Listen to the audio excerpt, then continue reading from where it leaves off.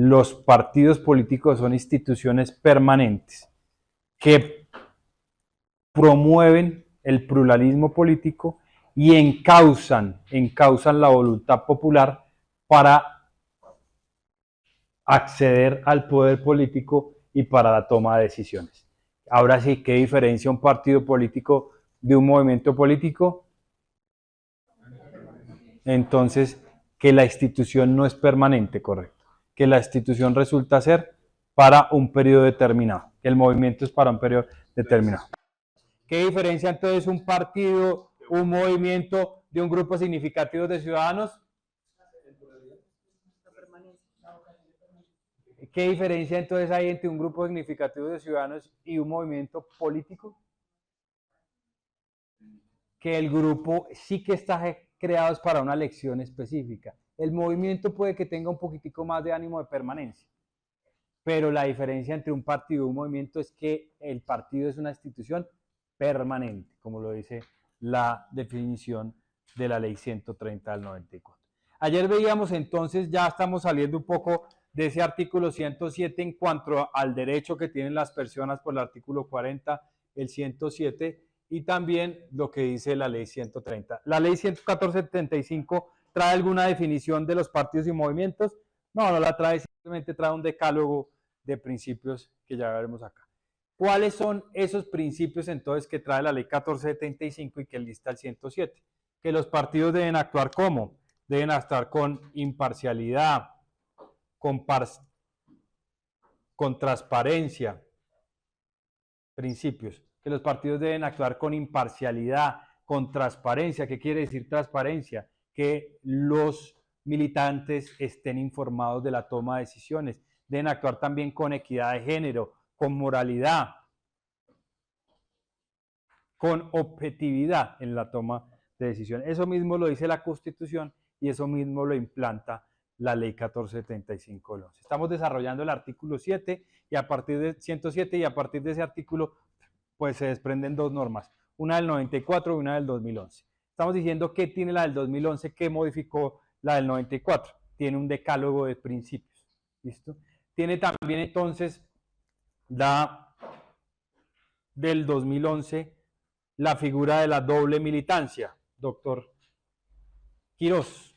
La doble militancia como esa prohibición que se tiene a partir de que, ya mencionábamos ayer, 16 meses antes de la elección, para no complicarnos como lo dice la Constitución y la ley, 16 meses antes de la elección, si una persona quiere postularse por otro partido político diferente al cual fue elegido, pues debe renunciar con esa fecha de anterioridad. Y poníamos de ejemplo que si un congresista quiere participar por otro partido o movimiento para las elecciones del 2026, ¿cuándo debería haber renunciado? ¿O cuándo debe renunciar? ¿Deben renunciar?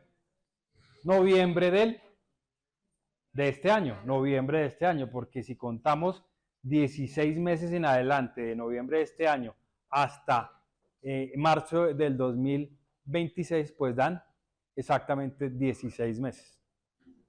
O sea, el congresista que quiera renunciar e irse por otro partido, pues debe renunciar a noviembre de este año. Pero la prohibición no solo es para los elegidos, también es para los directivos de los partidos. ¿Qué dice la ley 1475? Que los directivos que quieran estar en otro partido deben renunciar con ¿cuánto de anterioridad?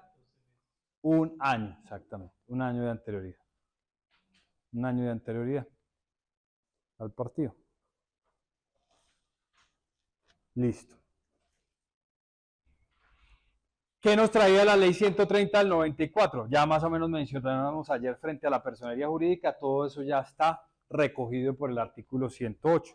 El artículo 108 va a decir entonces que es el 3% de la votación válida en Senado y Cámara de Representantes.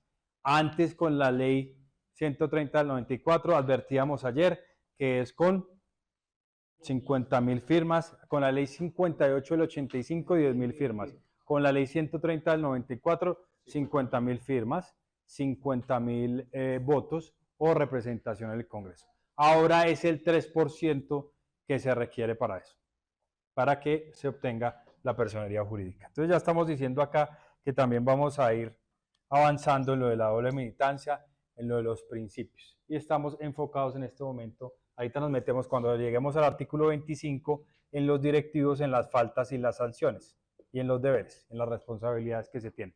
Ahora son las consultas. Las consultas son el mecanismo mediante el cual se eligen candidatos o se toman decisiones. Eso es, las consultas son el mecanismo mediante el cual se eligen candidatos o se toman decisiones. Las consultas no son obligatorias en Colombia, deberían serlo, como son en Argentina, como son en los Estados Unidos, como son en algunos países de Europa. No son obligatorias las consultas, que sería un remedio para un poco ayudar a lo que hablábamos hoy de conducir a que hayan partidos ideológicos fuertes, pues que hubiera, eso sí, consultas obligatorias al interior de los partidos. La democracia interna de los partidos debería ser un caballito de batalla de aquí en adelante para que se volviera obligatorio.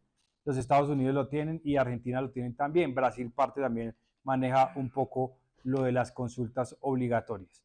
¿Por qué obligatorias? Porque eso ayuda a fomentar la democracia interna de los partidos. ¿Qué dicen las normas de las consultas? Que la organización electoral deberá prestar todo el apoyo para que los partidos y movimientos puedan realizar consultas. Pero que yo mismo las Exacto. Sí, eso sí no va a pasar porque eso es muy costoso. Una consulta puede llegar a valer como 60.000 millones de pesos en el orden nacional. ¿Qué dice? ¿Cuáles son las normas aplicables a las consultas? Las normas aplicables a las consultas son todas las normas iguales de las elecciones. Y eso tiene una condición o una consecuencia jurídica, que hay una obligatoriedad del resultado.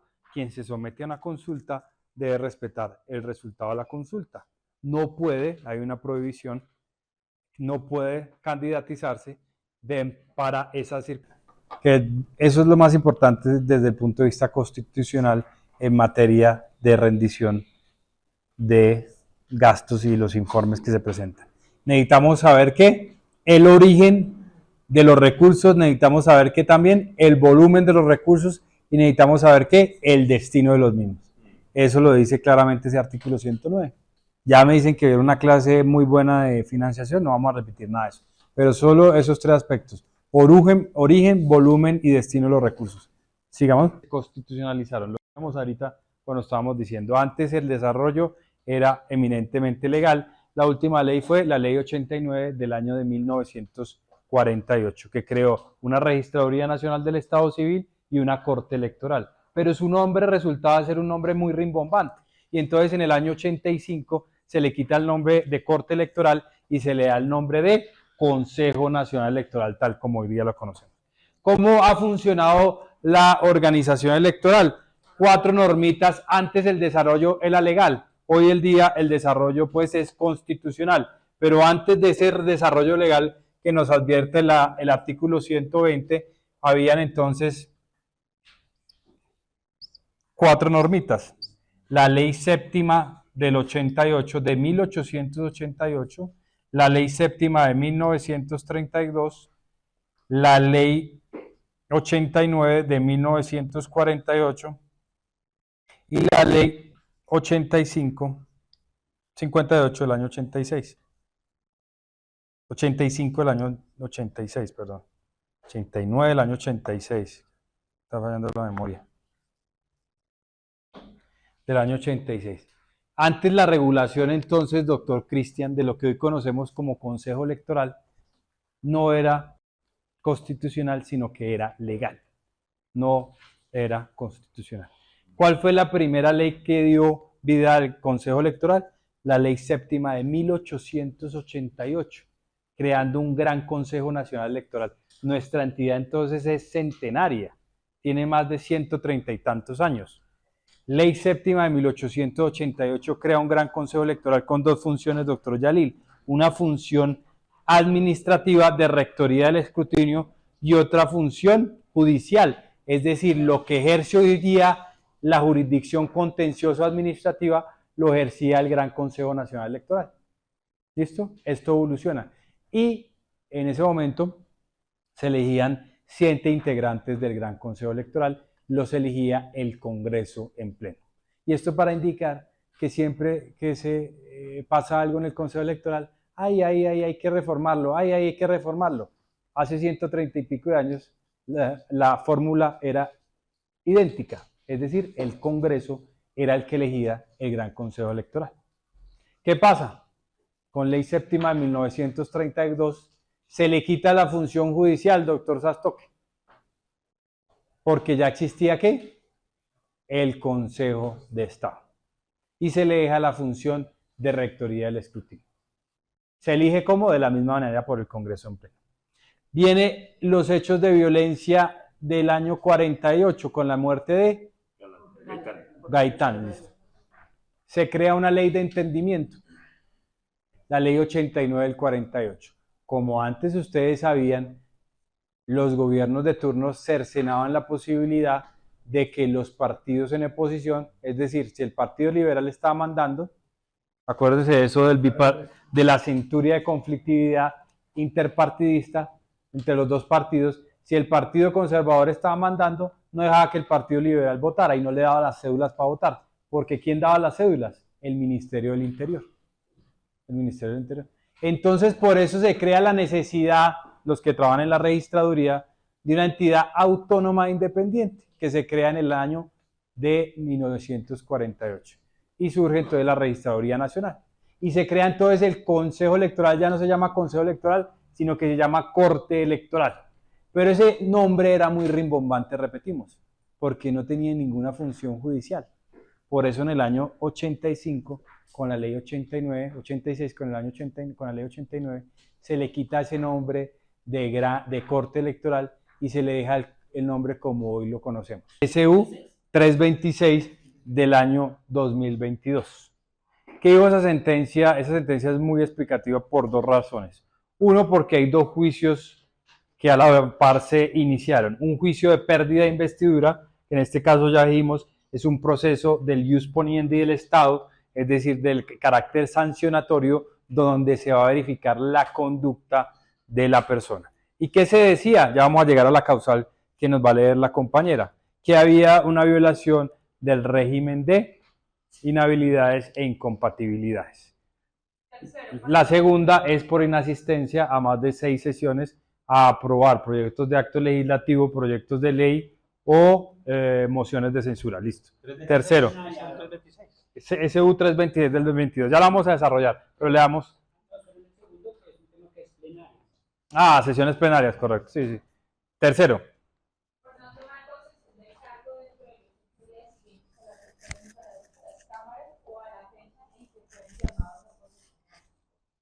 Exactamente. Cuarto. Por integridad de destinación de dinero público. Quinto, por tráfico de influencias debidamente comprobado. Exactamente, pero ahí para, ¿no? Quinto, por tráfico de influencias. Pero ojo, esas no son todas las causales, porque el artículo 109 de nuestra Constitución, que ya vamos a leer a renglón seguido, esto ya lo podemos borrar, a renglón seguido, nos establece otra causal de pérdida de investidura. Cuando hay vulneración, doctor Yalil, exactamente. Cuando hay vulneración por superación de tope. Entonces ese artículo 183 hay que leerlo en armonía con el artículo 109 superior. Ya lo vamos a leer. Ahí dice que si se violan los topes, hay lugar a la pérdida de investidura. Leámoslo de una vez, doctor Joseph, el 109. Pero no podemos avanzar porque el 107 no lo hemos desarrollado, el 108 quedamos ahí más o menos ayer. Simplemente estamos diciendo lo de la pérdida de investidura. Viendo qué trajo la Constitución del 91 que no tenía la Constitución de 1886 en materia de régimen sancionatorio de los partidos y de los candidatos a las diferentes corporaciones públicas, sobre todo de los candidatos. Trajo entonces la figura de la pérdida de investidura. Figura de la pérdida de investidura que se ha aprobado en el año de 1979, se ha aprobado la pérdida de investidura, pero fue declarada inexequible por la Corte Suprema de Justicia. Entonces, eso fue un desarrollo muy corto de esa figura y más bien quien viene a implantar la pérdida de investidura de los congresistas es la Constitución del 91. Estamos hablando entonces de esa figura que se crea, que es un juicio sancionatorio del ius poniendi del Estado. Lo que busca esa figura es que haya un control ético dentro del manejo de los congresistas por la dignidad que ostentan, ¿Qué más trajo entonces? Bueno, entonces queríamos hablar de la sentencia SU 326 del año 2022, doctor Cristian, que es la sentencia que pone fin al conflicto dentro de la Corte Constitucional de Antanas Mockus. ¿Qué pasaba ahí? Habían dos conflictos presentes, un conflicto de pérdida de investidura y una demanda de anulación de la elección. ¿Qué se decía entonces? Por allá hay un articulito de una ley que es la ley 1887, artículo primero, que señala que si hay dos acciones paralelas y dentro de una se dicta sentencia primero, hay una situación de cosa juzgada. ¿Qué pasó acá? Que se le demandó entonces pérdida de investidura a Antanas Mockus por la violación del régimen de incompatibilidades e inhabilidades al haber que suscrito, al ser director de una fundación que se llama Corpo Visionarios. Y entonces supuestamente él designó por allá en el año 96 o 2006 a una persona para que suscribiera esos convenios, pero nadie protocolizó eso en la Cámara de Comercio. Entonces encontró el juicio de pérdida de investidura, eso fue más o menos, la suscripción de los contratos fue por allá en el año 2016 a 2018. Él fue elegido en el 2018 senador por el partido Alianza Verde y se le inició entonces un proceso de pérdida de investidura fruto de una demanda que se presentó por haber supuestamente violado ese régimen, porque hay una causal dentro del régimen de inhabilidad de los congresistas contendiente en establecer que no se pueden firmar o suscribir convenios o gestionar, mejor dice la palabra, dentro de los 6 meses anteriores a la elección, convenios de orden departamental o municipal, y eso fue lo que sucedió. Pero ¿qué dijo el Consejo de Estado? Más o menos, si la memoria no me falla, en abril del año 2019, creo que sí, fue así. En marzo del 2019, doctor Cristian, está que se va esto, que por allá como en marzo, iniciando el año 2019, ¿qué dijo el Consejo de Estado, la sección primera? Que no había lugar a la pérdida de investidura de Antanas Mockus, que porque supuestamente él no era el llamado a suscribir ese convenio y estaba adicionalmente delegada desde el año 2006 esa facultad en otra persona dentro de la corporación, dentro de la Fundación Corpo Visionarios. Pero ¿qué dijo en abril la sección quinta del Consejo de Estado? Que da lugar a la anulación de la elección. Porque sí se comprobó, mire usted el Consejo de Estado, en dos procesos disímiles, y fuera de eso ya van a ver cómo funciona la tutela también, en dos procesos disímiles que dice el Consejo de Estado, frente a la pérdida de investidura, dice que no hay lugar a la pérdida de investidura porque no se comprueba ese factor que debe incidir de gestión en los recursos frente a esa entidad estatal. ¿Y qué dice el Consejo de Estado, sección quinta? Que sí hay lugar a la anulación porque se comprueba que quien estaba llamado a hacer eso, por más de que se hubiera delegado, era el ex senador Antanas Mockus. Se presenta una tutela. La tutela le corresponde a la sección primera del Consejo de Estado, una tutela contra la sección quinta, por haber declarado la nulidad de la elección. Dos procesos se iniciaron, repito, un proceso de pérdida de investidura y un proceso de nulidad de la elección. ¿Qué dijo el primer proceso de pérdida de investidura en marzo del 2019? Que no había lugar a decretar la pérdida de investidura. ¿Qué dijo la sección quinta en el año mismo 2019 en abril? Hay lugar a la nulidad de la elección. Se presenta una tutela frente a esa decisión de la sección quinta. ¿Qué dice la sección primera, que es la que le tocaba corresponder en esa época, en el 2000 más o menos 20, frente a la tutela? No, eso fue como en el mismo 19. Le da la razón. Y entonces, ¿qué hace? Revoca la decisión o se abstiene más bien, deja sin efectos. El mismo Consejo de Estado, mire, 3 decisiones: pérdida de investidura, nulidad electoral y ahora tutela. ¿Qué dice en la sección primera? que hay lugar a detener o a dejar sin efectos el fallo de la sección quinta. Llega a la sala plena del Consejo de Estado. ¿Qué dice la sala plena del Consejo de Estado? Revoca la decisión de tutela de la sección primera del Consejo de Estado, diciendo que la sección quinta sí podía fallar. ¿Y qué dice en el proceso de pérdida de investidura la sala plena? Eso es una locura ese proceso, en verdad. Yo me acuerdo de ese proceso y a veces pienso un poquito en lo que me ha pasado a mí en la sección quinta. ¿Qué dijo la sala plena del Consejo de Estado? Que en el proceso de pérdida de investidura confirmó la decisión de que no había lugar a la pérdida de investidura. No había lugar a la pérdida de investidura. Mientras tanto, ¿qué hacía en el proceso de tutela? Pues revocaba la decisión donde se dejaba sin efectos la decisión de anular la elección. Llega a la Corte Constitucional. Sí, por algo esas decisiones, por ser de una equidistancia, yo creo que por eso es que llegan a la Corte Constitucional, porque esos procesos no son garantistas. Se discutía en su momento en la ley 1437 cuando se creó y se decía, no, ¿por qué no se le genera un recurso extraordinario de revisión a una decisión del Consejo de Estado sección quinta? ¿Por qué? Porque la filosofía de no generarle un recurso adicional era supuestamente basada en que no es un juicio de responsabilidad, sino que es un juicio de anulación de una elección, que simplemente es verificar si la elección está viciada de nulidad o no. Simplemente es eso.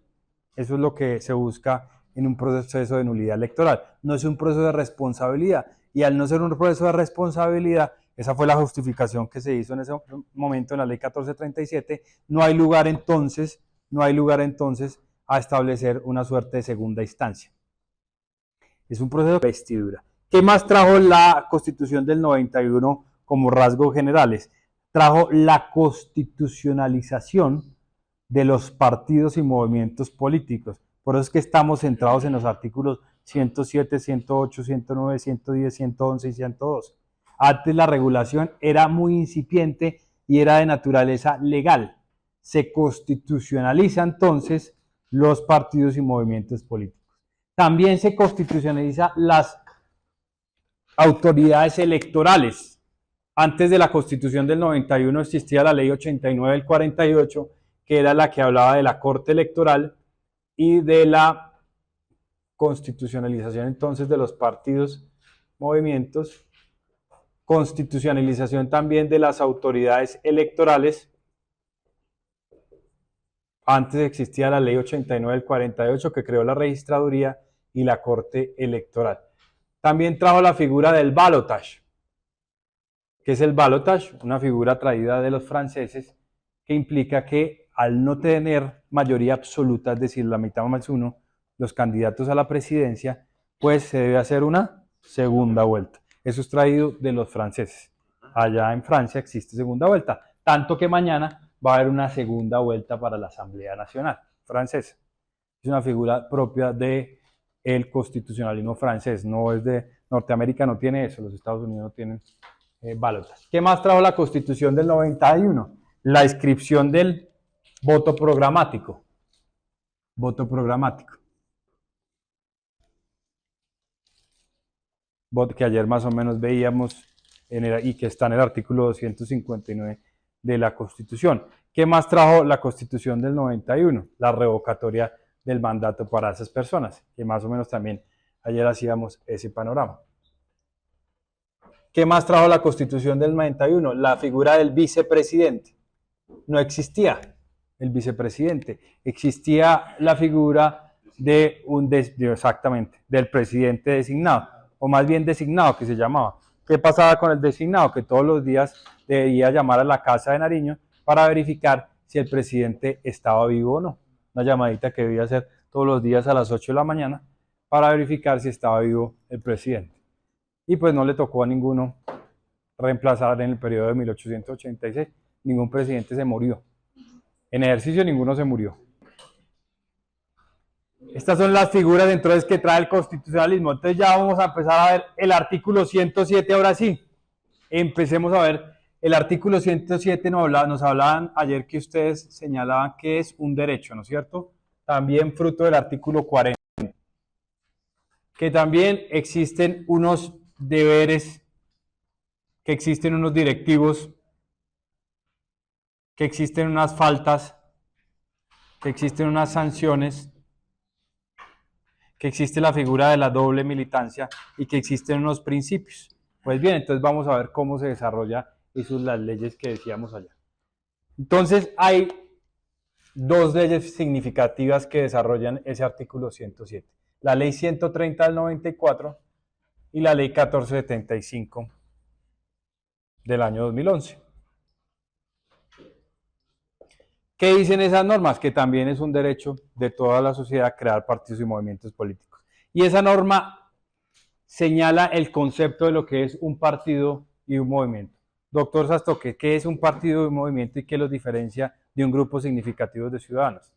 Para establecer por qué era una ley de garantías electorales. Y estábamos anunciando que era una ley que tendría tal vez una inconstitucionalidad sobreviniente o una derogatoria tácita porque desapareció el fundamento constitucional que le da vida a la reelección del presidente, que ya no existe hoy día.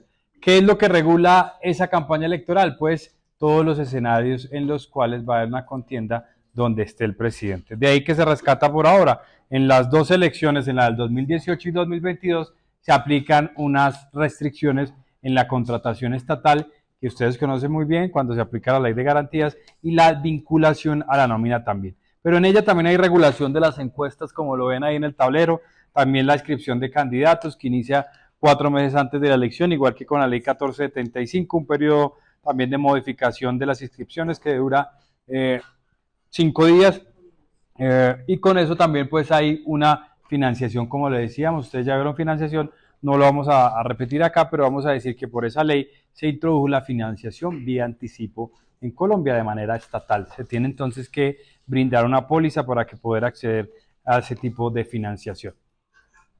La reposición de votos existe claramente siempre y cuando la persona saque dentro de esa elección de presidente el 4% de la votación válida. Si no, no hay lugar a que se le dé entonces reposición de votos. Hay dos tipos de auditoría y ahí es donde entra la responsabilidad solidaria entre el gerente, entre los candidatos y entre los auditores internos, porque el artículo 19 de esa ley habla que existe solidaridad y por eso en el Consejo Electoral, siempre que estamos verificando una elección de presidente, pues podemos advertir que hay una responsabilidad solidaria. La responsabilidad solidaria es una responsabilidad de orden civil, inicialmente con el artículo 1568, que hacíamos solución hace unas breves horas, y también con esa responsabilidad solidaria que es y debe advertirse en la ley, no puede crearse vía interpretación analógica o teleológica. Siempre debe existir en la ley la responsabilidad solidaria. Cuando estemos entonces advirtiendo